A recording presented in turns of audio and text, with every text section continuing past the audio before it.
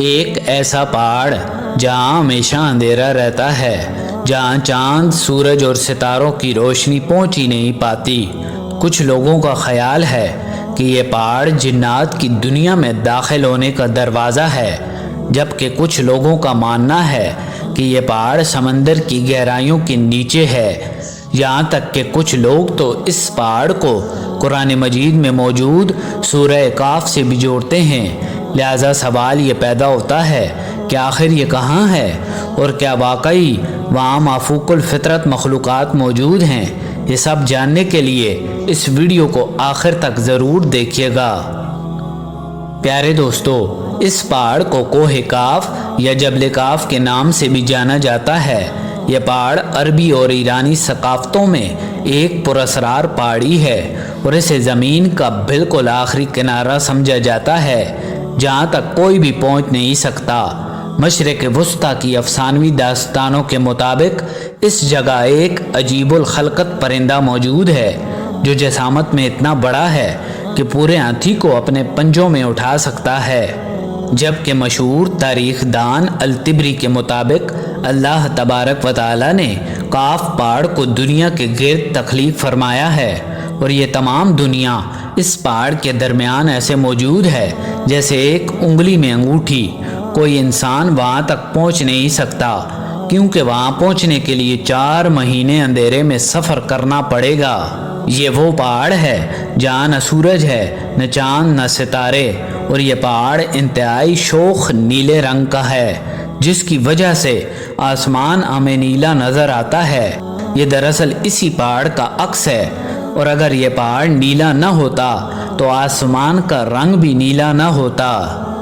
پیارے دوستو، اس کے علاوہ رابرٹ لیبلنگ کی مشہور کتاب legend of the fire separate کے ایک باب میں وہ الطبری کا بیان کردہ ایک واقعہ ذکر کرتا ہے، جس میں نبی کریم صلی اللہ علیہ وآلہ وسلم اور امام علی علیہ السلام کے درمیان ایک دلچسپ گفتگو کا احوال موجود ہے۔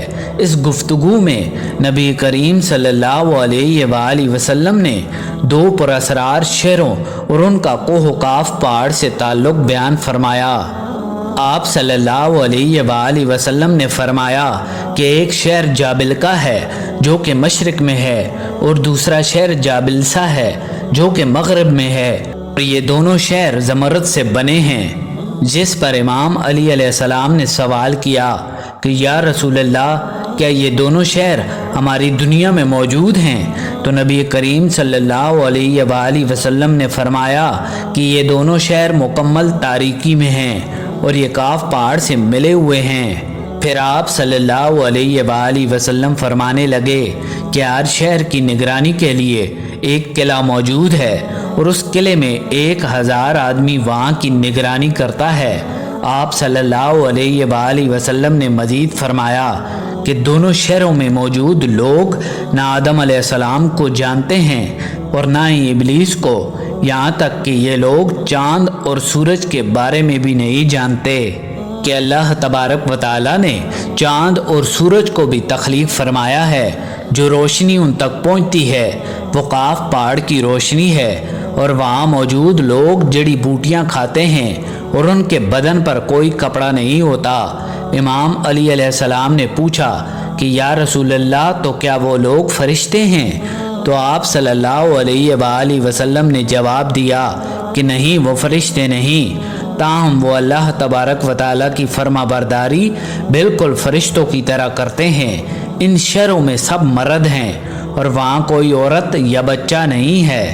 پھر نبی کریم صلی اللہ علیہ وآلہ وسلم نے فرمایا کہ معراج کی رات ان کی ملاقات ان شہروں کے لوگوں سے ہوئی تھی، اور انہوں نے نبی کریم صلی اللہ علیہ وآلہ وسلم کی دعوت کو قبول کیا اور مسلمان ہو گئے۔ آپ صلی اللہ علیہ وآلہ وسلم نے فرمایا کہ وہاں تک پہنچنا انتہائی مشکل ہے، کیونکہ وہاں پہنچنے کے لیے 4 مہینے مسلسل اندھیرے میں چلنا پڑے گا۔ لیکن قوم عاد سے 3 لوگ جو حضرت ہود علیہ السلام پر ایمان لے آئے تھے وہاں تک پہنچ گئے تھے، اور پھر حضرت ذوالقرنین نے بھی وہاں پہنچنے کی کوشش کی، لیکن وہ آدھے راستے سے ہی واپس لوٹ آئے۔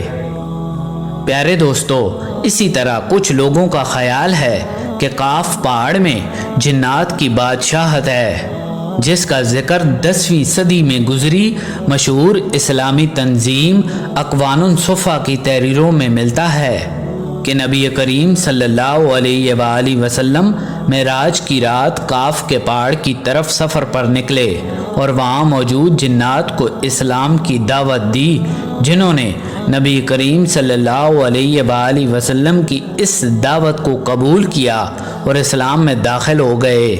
اسی طرح حضرت ابن عباس فرماتے ہیں کہ نبی کریم صلی اللہ علیہ وآلہ وسلم ہمارے پاس تشریف لائے اور آپ صلی اللہ علیہ وآلہ وسلم فرمانے لگے کہ تم لوگ کیا کر رہے ہو؟ تو ہم نے عرض کیا کہ ہم سورج کے متعلق غور کر رہے ہیں کہ وہ کیسے طلوع ہوتا ہے اور کیسے غروب ہوتا ہے۔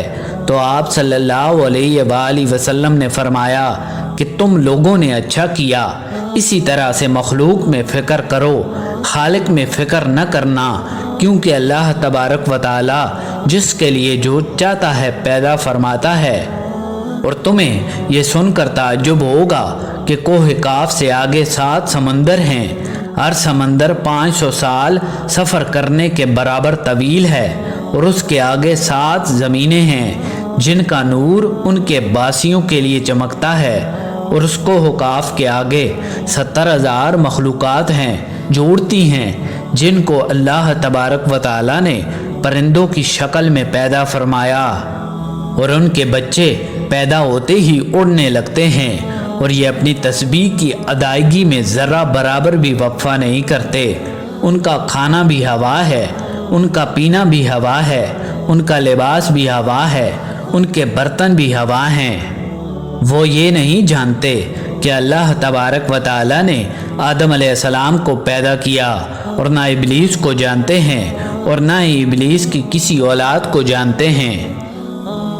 پیارے دوستو، کوہ کاف کی داستانیں صرف عجیب و غریب مخلوقات اور پراسرار مقامات تک محدود نہیں ہیں، بلکہ اس پہاڑ کے ساتھ کئی اور دلچسپ روایات جڑی ہیں جو اس کی اہمیت اور دلکشی میں مزید اضافہ کرتی ہیں۔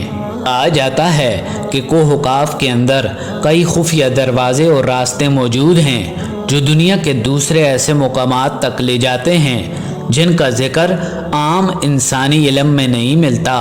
ایک قدیم روایت کے مطابق کوہ کاف کی پہاڑیوں کے نیچے زیر زمین خزانے چھپے ہوئے ہیں جن کی حفاظت جنات کی پوری فوج کرتی ہے۔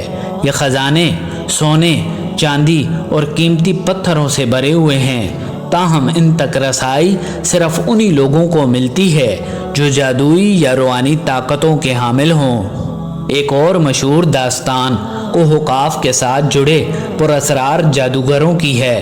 کہا جاتا ہے کہ کوہ کاف کے ایک حصے میں ایسے جادوگر بستے ہیں جو اپنی طاقتوں کی مدد سے دنیا کے مختلف مقامات پر اثر انداز ہوتے ہیں۔ ان جادوگروں کے بارے میں کہا جاتا ہے کہ وہ صدیوں سے زندہ ہیں اور اپنی شکل بھی تبدیل کرنے کی صلاحیت رکھتے ہیں۔ انہوں نے ایسی کتابیں لکھی ہیں جن میں دنیا کے پوشیدہ علوم کا ذکر ہے، اور ان علوم تک رسائی صرف انہی لوگوں کو حاصل ہوتی ہے جو ان جادوگروں کے ساتھ رابطہ قائم کر سکیں۔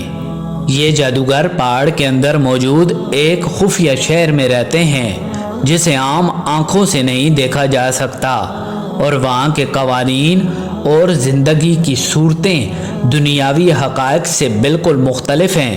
مزید کہا جاتا ہے کہ کوہ کاف کے اطراف میں ایسی جگہ بھی ہیں جہاں زمین اور آسمان کے درمیان فاصلہ نہایت کم ہو جاتا ہے، یعنی وہاں سے دعائیں فوری طور پر آسمان تک پہنچتی ہیں اور اللہ تبارک و تعالیٰ کی بارگاہ میں قبول ہوتی ہیں۔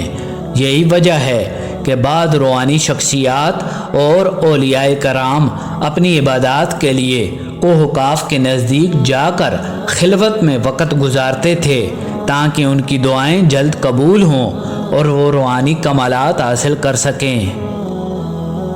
پیارے دوستو، ایک اور دلچسپ واقعہ یہ بیان کیا جاتا ہے کہ کوہ کاف کے آس پاس جادوئی پرندے پائے جاتے ہیں جو انسانی زبان میں بات کرنے کی صلاحیت رکھتے ہیں، اور یہ پرندے ان لوگوں کو ملتے ہیں جو دل سے پاک اور نیک نیت ہوتے ہیں۔ ان پرندوں کے ذریعے ماضی کے کئی صوفیاء کرام کو اللہ تبارک و تعالیٰ کی جانب سے پیغامات موصول ہوئے اور وہ انہیں روحانی رہنمائی کے لیے استعمال کرتے تھے۔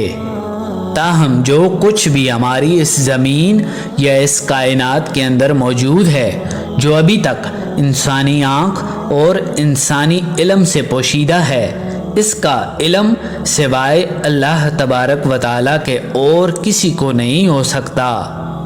امید ہے ہماری یہ ویڈیو آپ کو ضرور پسند آئی ہوگی۔ ملتے ہیں ایک نئی ویڈیو کے ساتھ۔ اللہ نگہبان۔